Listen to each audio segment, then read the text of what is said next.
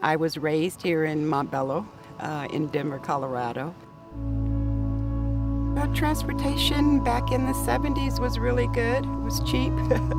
It was accessible. But now you've got infrastructure is built up to accommodate traffic and not the residents' health and accessibility. Getting around walking is difficult. It's frightening. I am always at the mercy of traffic. Streets are built for cars. I was disabled since I was 6 years old, so I didn't think I would ever want to be without a car. As I became more disabled and had to start using a wheelchair, I sold my van and decided that I would just use Access-a-Ride. Access-a-Ride is the public transportation for people with mobility problems. I did that for a while until the frustration over the problems that I was having with Access-a-Ride, late arrivals, being late for work, things like that. Those of us with a disability enjoy the same things that everybody else enjoys. You know, we like to go out to a restaurant to eat. We like to go to a ball game. And having a car is instrumental to making a lot of that possible. There are two rules, right? One rule is that having a car isn't the perfect option for everybody. And the other rule is that living without a car isn't the perfect option for everybody. And if you want to live in a place where all of your activities are very close to where you are, you're going to be living in a very dense place. Those places are very accessible, they're very valuable, and they're more expensive to live in.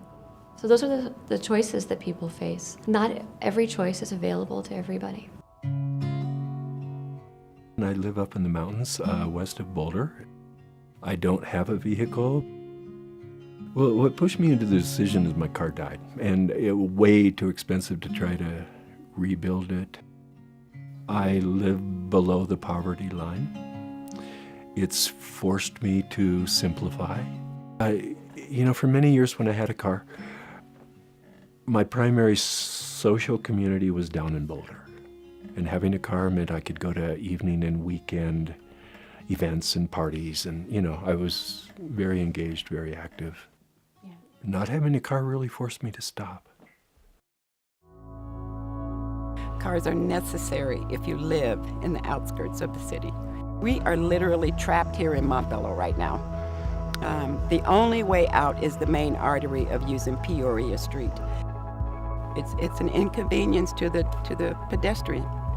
We are not the priority. It's sad because it affects our health. It affects our community, how we relate to one another out in public. And many people, instead of having the ideal situation, are really making trade-offs between where they live and how they travel. If I could describe my life over the last 10 years, the primary word would be hermit.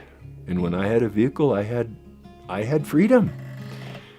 I could just pick up and ride over to Strawberry Hot Springs. I could do things, But there's a bus service that gives me rides up from Boulder, and my bicycle is a pretty incredible vehicle, which is just a way of reframing, being able to look at something from a different side.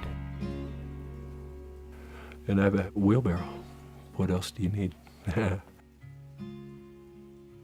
If you were to really get into it, there were a lot of decisions that were made sort of in this context of some combination of racial and ethnic segregation around housing, and also large infrastructure investment. Decisions that governments and other sort of stakeholders were making about where to locate our major infrastructure for transportation, essentially granting society a lot of mobility, often at the expense of very specific people and places. I think there is a greater need downtown for buses, and that they are used.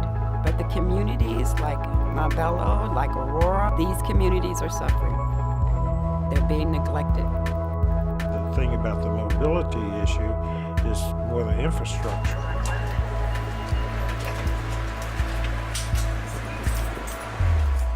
If you want public transportation to work, you got to be able to do the same things that you do in a car. You have to be able to go get your groceries and be able to load them on there. One of the major elements of health and well-being is that ability to carry out all the things in life that you want to do.